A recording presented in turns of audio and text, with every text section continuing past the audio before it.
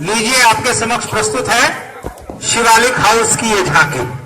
चमन जा रहे मोहब्बत में उसी में बागवानी की, जिसने मेहनत को मेहनत का समर जाना, नहीं होता मोहताज नुमाइश है शबनम का।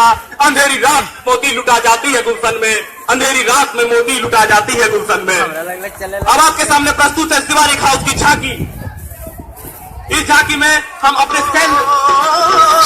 सेना की स्थिति को दर्शाने जा रहे हैं। सेना किस प्रकार से, किस विषम परिस्थिति से जूझते हुए हमारे देश की रक्षा करती है और सरहद पर तैनात रहती है।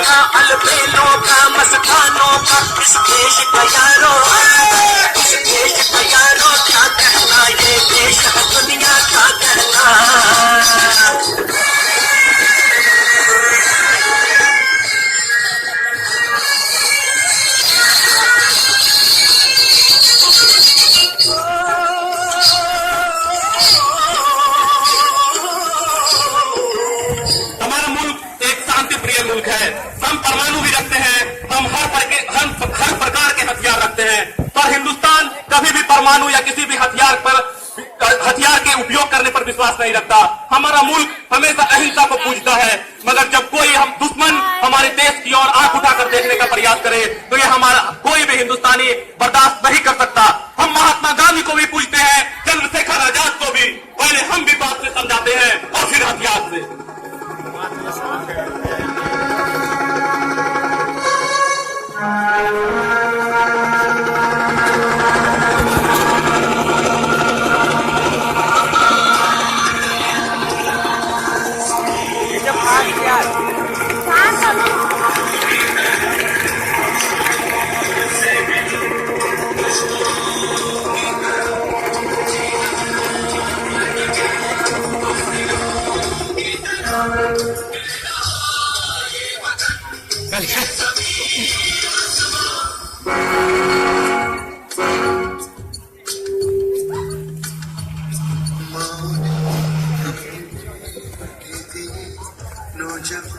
सोच कर और क्या तब जी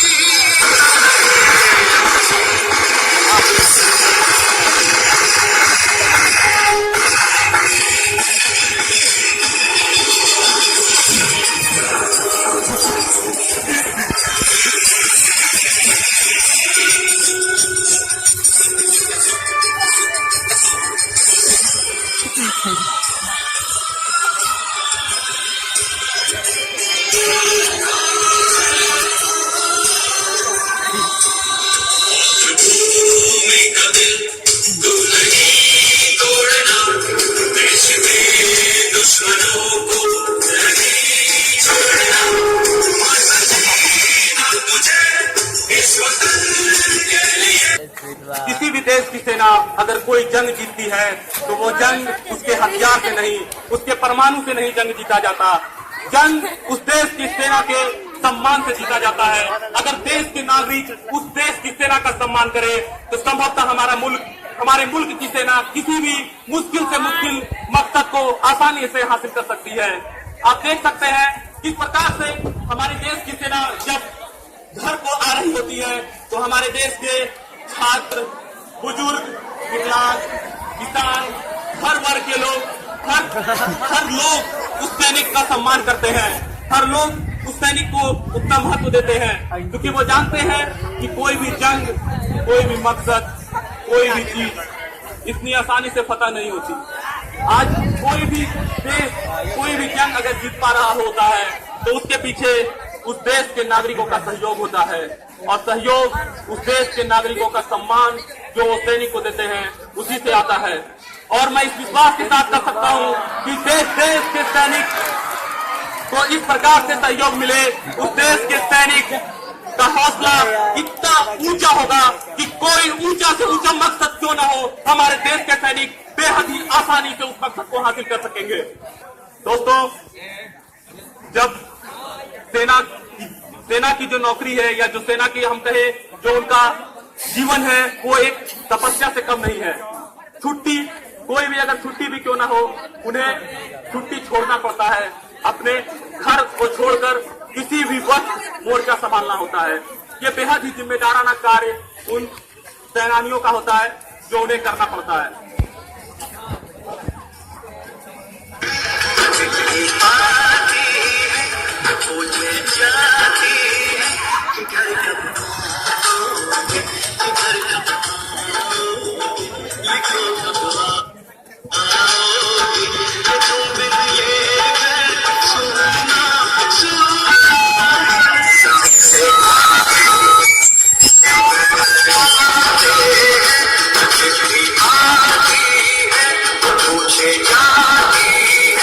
कि घर एक आदेश मिला तो घर को भी छोड़कर उन्हें सरहद पर तैनात होना पड़ता है।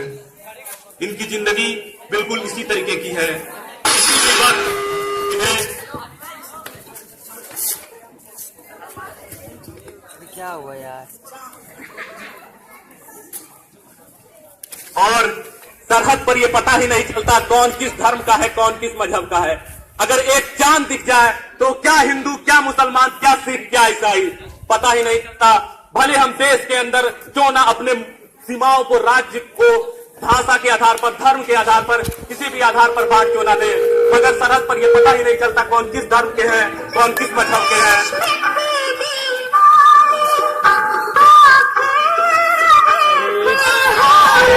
बात कर रहे थे।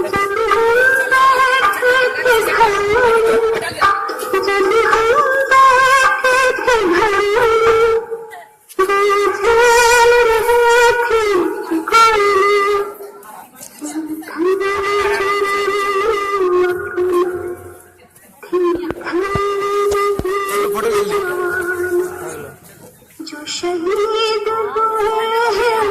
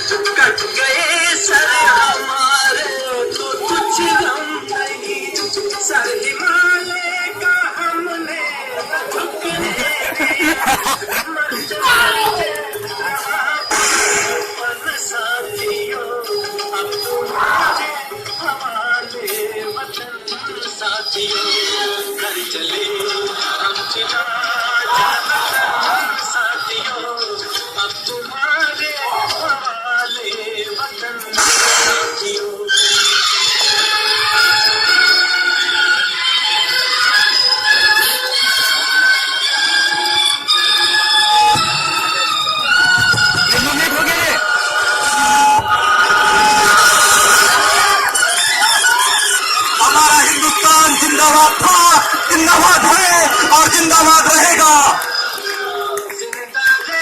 भारत माता की।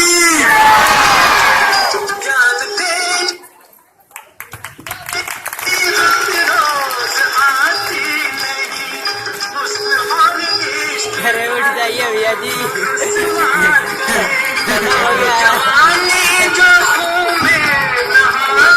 चोट लगा सबको पता है।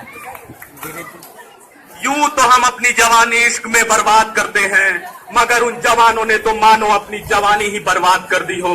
देश के खातिर खुदा से मिल गए ऐसे कि मानो जान देकर देश को आवाज कर दी हो।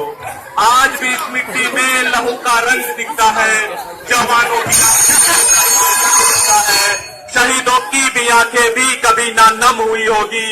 अमर होकर चिता पर भी सुकून रंग दिखता है।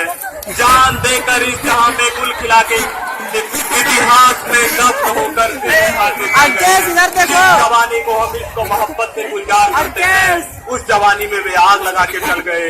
याद आती है वो रातें दफ्न होती थी जब साथें, उस भयानक वक्त में भी खिलखिलाती थी वो रातें। खिलखिला के कहती थी माए, क्या खूब त्याग किया आपने कि आपकी यादों में नम हो जाती है आंखें, आपकी यादों में नम हो जाती है आंखें।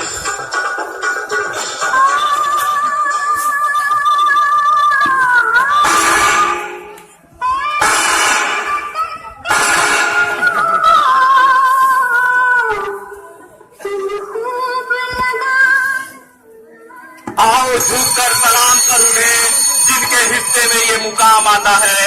खुश नसीब है वो जिनका खून इस देश के काम आता है।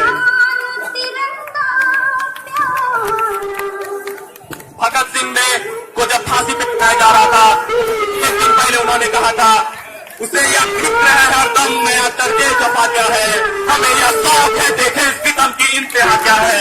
बाहर से क्यों खफा करे चरखों को क्यों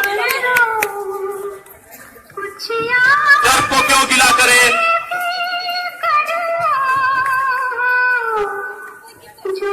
जब को क्यों गिला करे, सारा जहां अदू आओ सही मुकाबला करे। कोई दम में मैं हूँ महफिल, चिरागे शहर हूँ बुझाता हूँ, हवा में रहे मेरे ख्याल की बिजली, ये मुझसे खाक फानी रहे ना रहे। खुश रहो अहले वतन, अब हम तो सफर करते हैं, खुश रहो अहले वतन, अब हम तो सफर करते हैं। धन्यवाद, धन्यवाद।